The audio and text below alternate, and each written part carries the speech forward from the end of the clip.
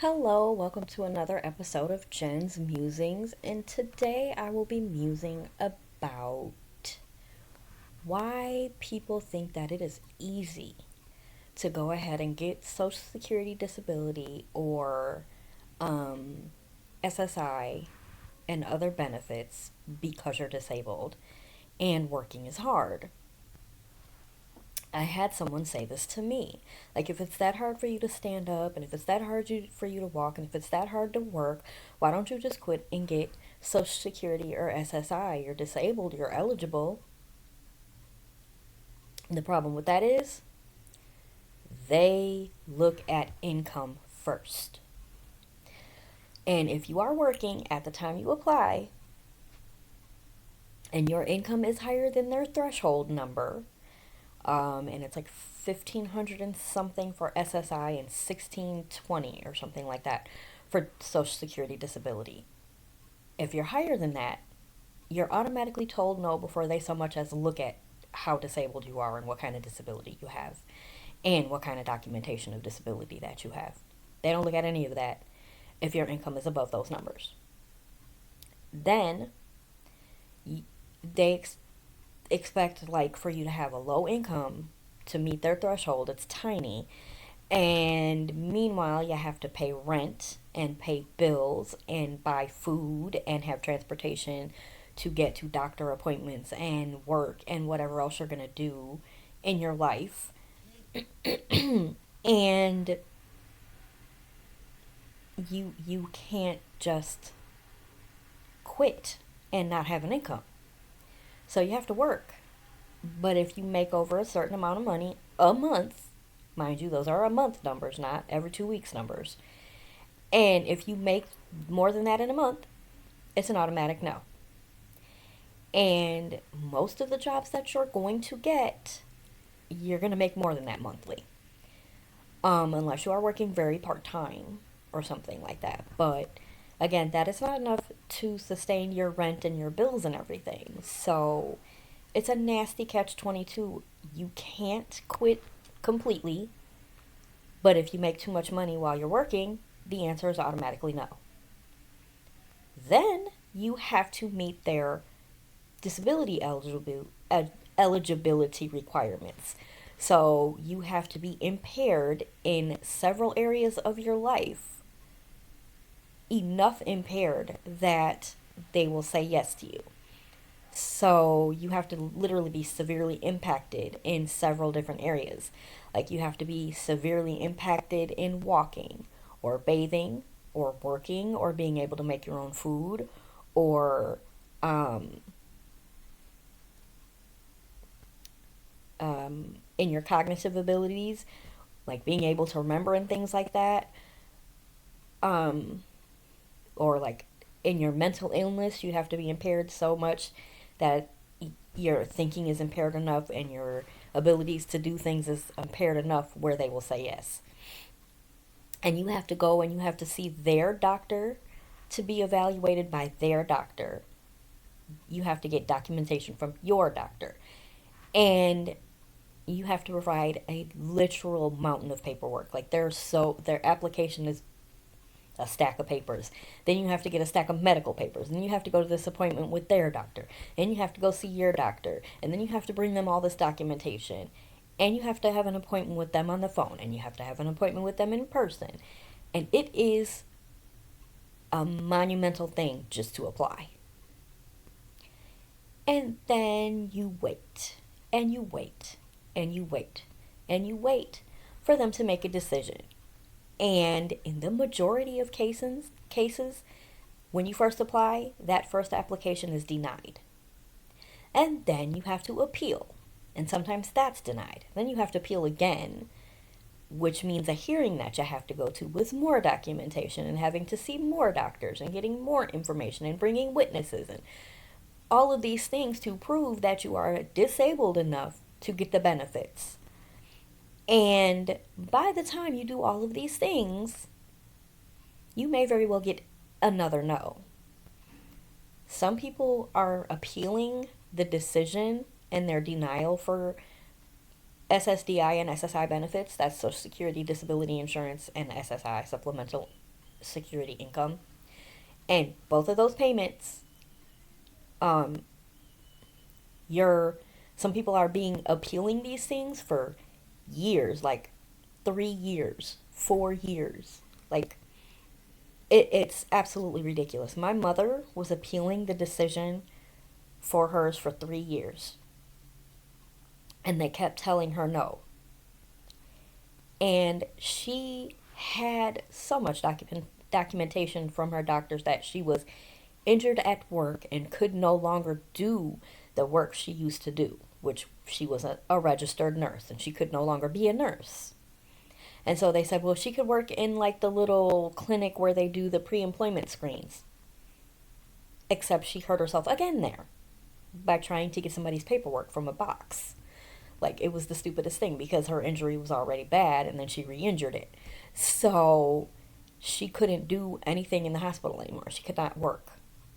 And her doctor said that she was permanently disabled. It was in her medical records.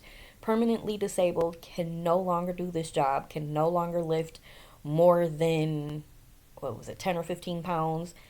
And like she had all of these restrictions. And that permanently disabled. Her back was permanently damaged and still is damaged. But so she was medically retired from her job. And she had a gigantic workers' compensation because she got hurt at work. Um, and she was using up her workers' compensation while she was trying to get the disability. So, like, it was really silly that this judge said that. And my mom, she was telling me the story and she made me laugh because she said, what part of permanently disabled do you not understand? Like, she told me that's what she asked the judge. And I just cracked up because it is at once hilarious and spot on. And, like, couldn't understand it either. Like, what part they didn't understand about permanently disabled. But they will try and try and try not to give people benefits because they have to be very selective because they're giving out money and they can't just give money to everybody. And they have to make sure that the benefits they're giving are warranted for them to give to the person. And they have to be very stringent, but at the same time, it makes them be a little bit ridiculous because they will literally try to deny somebody who is 100% eligible and qualified, somebody who is permanently disabled and cannot do jobs that require any sort of lifting, any sort of, like, she can't work in an office because she would have to move printer paper, and you know what I mean, like, and then sitting in the chair is painful, and like all of these things, and like she can't do that job because of this part of her restriction, she can't do that job because of this part of her back injury, and she can't do that.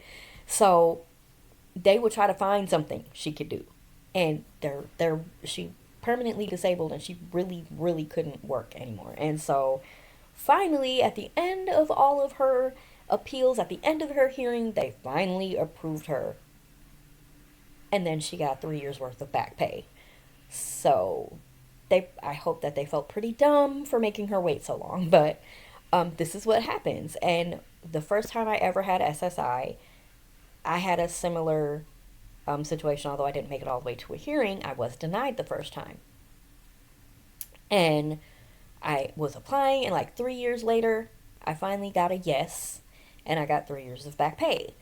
But they don't say yes often. They will turn down over half of the applications. Probably close to 70% of people who apply are denied the first time they apply, or more. And they just, and it gets exponentially more the further along the process you get, the more denials there are. And it's to protect, like, it's part of the system, and it's like to protect them from getting defrauded or giving out money to somebody who's not really disabled. And like they can't just, they have all of these rules and all of these things that they have to have go through before they can say yes. So it's like a whole process, and sometimes the process is dumb, and sometimes they will say no to somebody who they should have approved.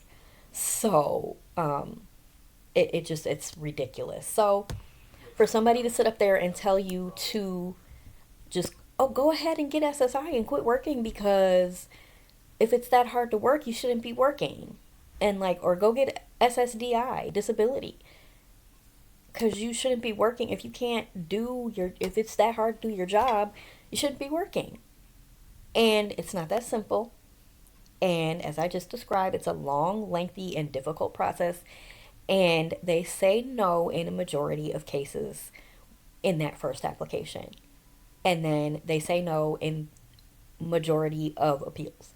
And it may take somebody 3 or even 4 stages of appeal process before they get a yes. So it's not easy. And honestly, that's a rude thing to say to somebody anyway, because you have no idea what that person is going through, how hard their life already is, and you have no idea how hard the process of applying for these benefits is, and you have no idea how it's going to work for the person and if they're even going to get approved. It's not just an automatic yes. And like, you're just making all of these assumptions, and it's really, really rude, because like, who are you to tell me what to do with my life anyway? And for you not to have any clue of how this process works and how difficult it can be, and to just throw it out there like it's something easy to do when you can't work, is insane. And it's not your business anyway. It's none of your business.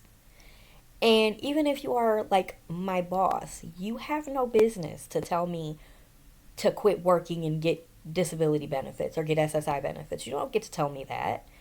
And you don't know how they work anyway. You're my boss. You're working. You have a good salary. And you have no clue what it is like to get disability because you haven't stopped working. So please don't do that to me like it's easy. And it's really rude. It's what's the word I'm looking for? Ableist. And it's you're discriminating against me because I am disabled. And it's not cool. And because we don't have to stop working if we don't want to. Like, can we stop working when it gets too hard? Yes.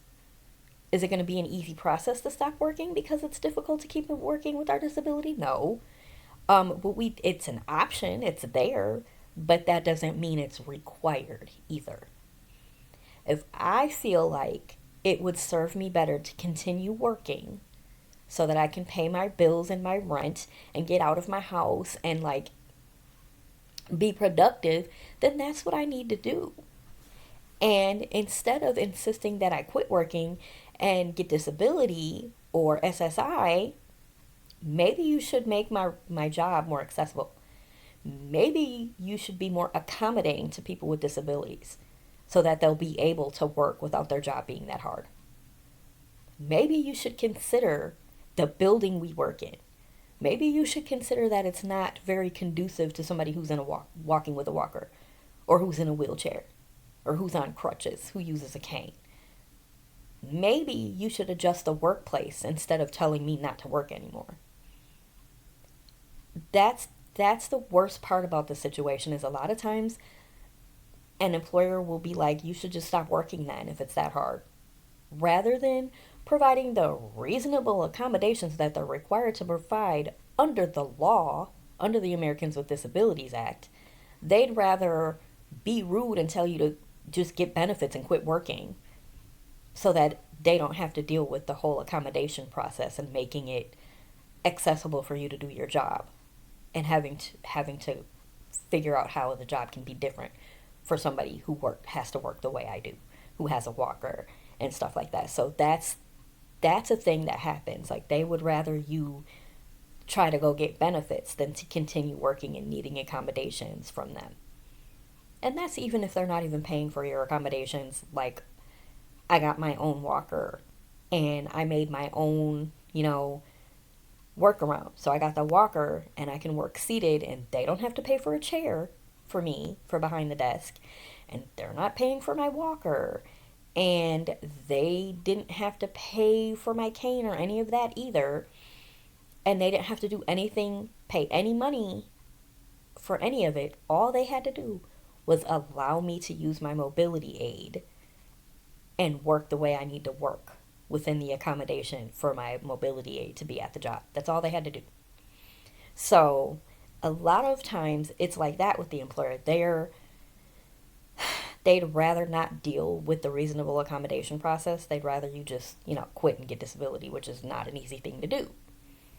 And when all they really have to do is let you do what you need to do to make the job work for you, i.e., using a walker so that you don't need to buy a separate office chair for you to sit at the front desk with, or allowing you to sit in the wheelchair that they're renting for the front of the store. You know what I mean? Like they have one for employees and just let you sit in it, or just allow you to have a stool at your cash register, or let you take rest breaks as you need to take them when you have a chronic illness, or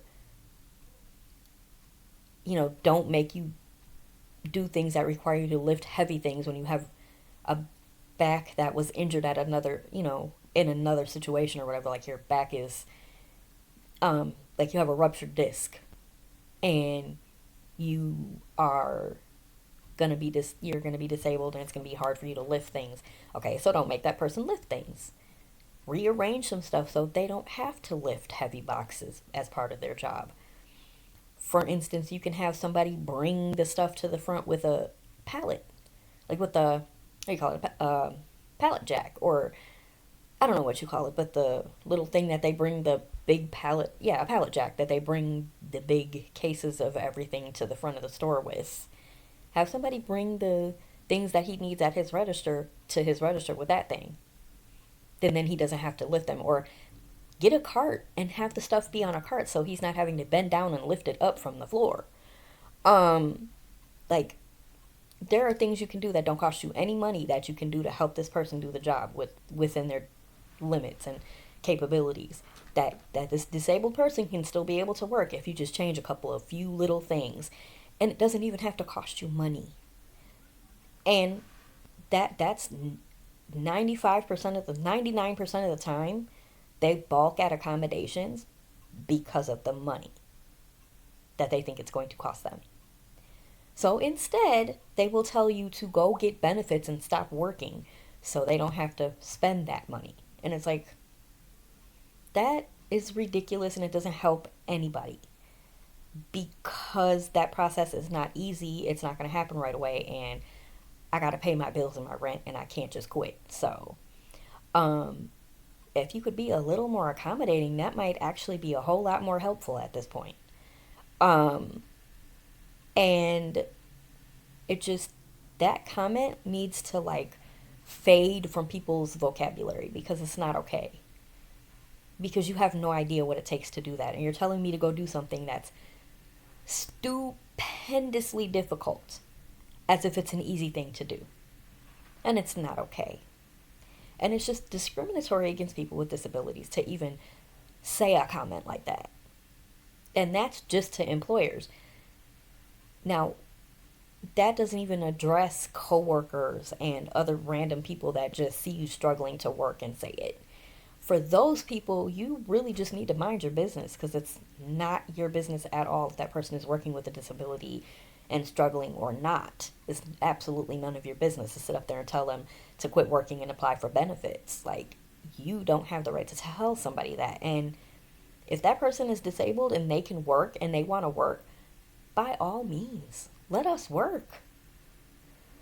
And if we're trying to get out of our job and get to something where it's either easier to do or where we can get to a point of getting disability benefits, that comment is not helpful because I'm already trying to do that and it's just not an immediate thing and it's not an easy process. So you are making assumptions that I'm not doing something that I'm already trying to do because it's not an immediate thing and I didn't already quit.